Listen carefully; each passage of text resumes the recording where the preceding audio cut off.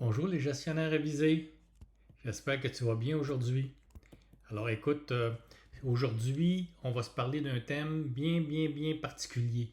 Tu m'as entendu dire souvent écoute active. D'accord, parfait, l'écoute active c'est bien, mais souvent on entend parler de ce concept-là d'écoute active. Mais on parle de quoi exactement? Puis, tu sais, est-ce que ça veut dire que j'entends tout ce que l'autre dit, puis j'essaie de tout retenir ce que l'autre dit pour être capable de comprendre son message? Ou bien donc peut-être que tu dis aussi, bah, l'écoute active, c'est bien beau, là, mais j'ai pas le temps, moi, dans ma gestion, là, de prendre du temps pour écouter, puis de tout écouter, puis essayer de régler les problèmes du monde, là. Euh, ou peut-être tu dis, ben, c'est pas tellement utile de toute façon parce que que j'ai quelque chose à dire, moi je passe pas par quatre chemins. Moi je le dis direct, là, puis ça finit là. Alors écoute, si pour toi c'est vraiment si pour toi c'est vraiment quelque chose d'important, la communication, si c'est quelque chose qui est important d'avoir une qualité de relation avec l'autre, c'est important aussi que tu puisses avoir cette qualité d'écoute aussi qu'on appelle l'écoute active en tant que telle.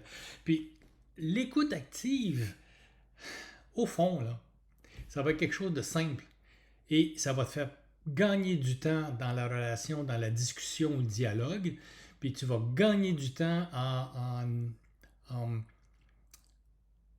en n'épuisant pas nécessairement tous les arguments qui riment à rien, passer dans un dialogue où l'un confronte l'autre, puis on n'en finit plus. Là. Tu vas vraiment gagner du temps dans le dialogue pour que ça soit davantage plus efficace. Alors, si ça t'intéresse, ben écoute, la vidéo est pour toi, mon cher ou ma chère. Voilà, parce que je me mets souvent au masculin, mais ça s'adresse à tous les gestionnaires masculins et féminins, hein, mes interventions en tant que telles.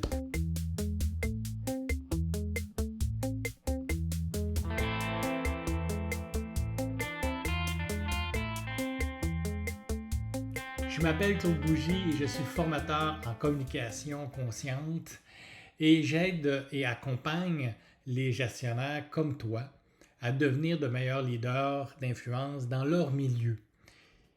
Et j'aime bien les accompagner à travers mes vidéos. J'aime bien t'accompagner aussi à travers mes vidéos pour que tu puisses profiter de mes outils, de mes points de réflexion, de mes astuces, mes trucs pour augmenter, optimiser ton leadership d'influence dans ton milieu et créer ainsi un environnement qui est vraiment engageant, qui est vraiment soutenant, qui est vraiment bienveillant.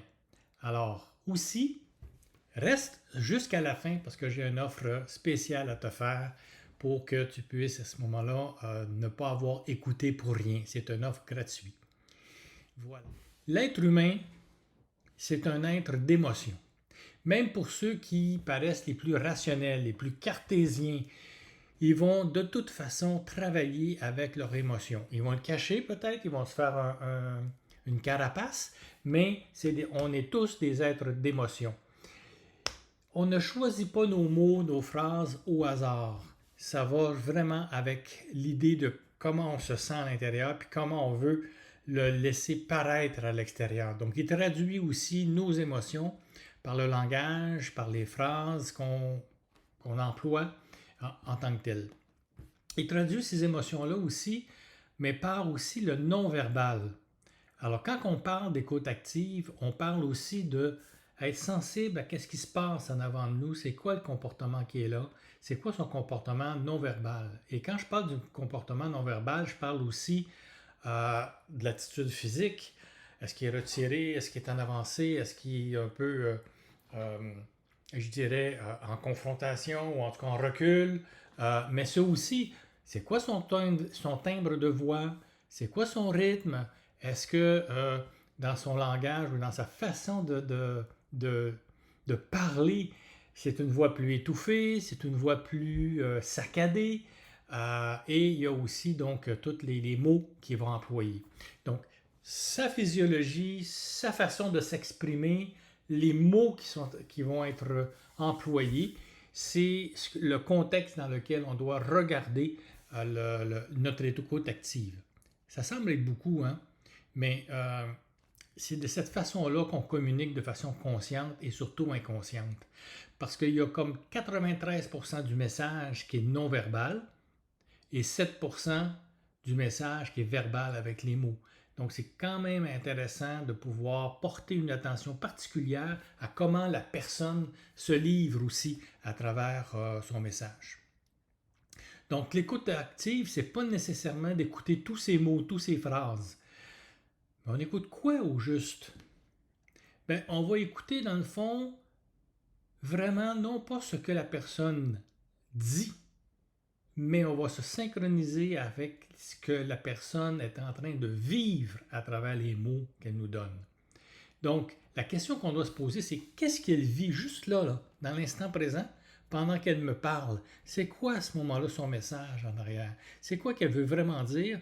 Parce que les mots, les phrases sont quand même assez limités pour vraiment livrer tout ce qu'on veut vraiment amener dans le message. Donc, avec un peu de pratique, probablement que ça ne prendra pas vraiment beaucoup de temps, mais juste avec un peu de pratique et de conscience, c'est de regarder finalement ce que cette personne-là va vivre. Et tu vas gagner en impact face à l'autre. Parce que l'autre, comme toi d'ailleurs, quand on fait une communication ensemble, la première chose qui est primordiale, c'est est-ce que tu m'as entendu? Est-ce que tu m'as compris dans ce que je veux dire? Et le truc que je te donnerais, c'est de dire, est-ce que tu prends le temps de prendre vraiment le temps de faire cette écoute active-là pour que la personne, en premier, se sente entendue. Et après ça, tu pourras t'amener dans la communication en soi. Donc, en résumé, le truc efficace pour améliorer ton écoute active, c'est simplement d'entendre qu'est-ce qu'elle vit plutôt que qu'est-ce qu'elle dit. Car les mots ont vraiment leurs limites. Puis comme leader d'influence, tu vas au-delà des apparences des mots et relie-toi à ce qu'elle vit. Tu vas gagner en crédibilité, tu vas gagner en notoriété. Si tu as trouvé cette vidéo-là vraiment intéressante pour toi, puis ça t'a amené quelque chose de plus dans ton leadership, alors je t'invite à cliquer sur le j'aime en dessous. Hein? C'est très favorable, surtout pour YouTube. Ça permet à ce moment-là de faire circuler mes vidéos. Puis je t'invite aussi à laisser tes commentaires, tes questions ou probablement des partages aussi que tu as vécu là-dessus, juste en bas, dans les descriptions en bas. Et en même temps, ben, abonne-toi à ma chaîne YouTube qui s'appelle Simplement Entre nous pour ne pas manquer mes autres vidéos. Je t'avais promis aussi qu'à la fin du vidéo, j'avais une offre gratuite à te faire. Écoute, c'est une offre qui aide vraiment beaucoup de gestionnaires comme toi, des leaders comme toi, surtout quand ils sont confrontés à une dispute entre deux employés, par exemple, ou confrontés à des différends ou même un conflit. J'ai un e-book pour toi, un livrel qui s'appelle 9 astuces puissantes pour dénouer les conflits en confiance. Donc, 9 astuces puissantes pour dénouer les conflits en toute confiance. Puis, il y a 9 astuces inédites à l'intérieur de ça qui vont te préparer à être davantage en écoute active lors de conflits, lorsqu'il y a un chaos un peu en avant de nous. Là, qu'est-ce qu'on fait? Comment on se débrouille à travers tout ça? Parce que je sais que comme leader, comme gestionnaire, c'est une des bébites qu'on n'aime pas rencontrer. Alors, ça va te permettre à ce moment-là de pouvoir... ça va pouvoir te permettre d'être plus à l'aise avec les conflits.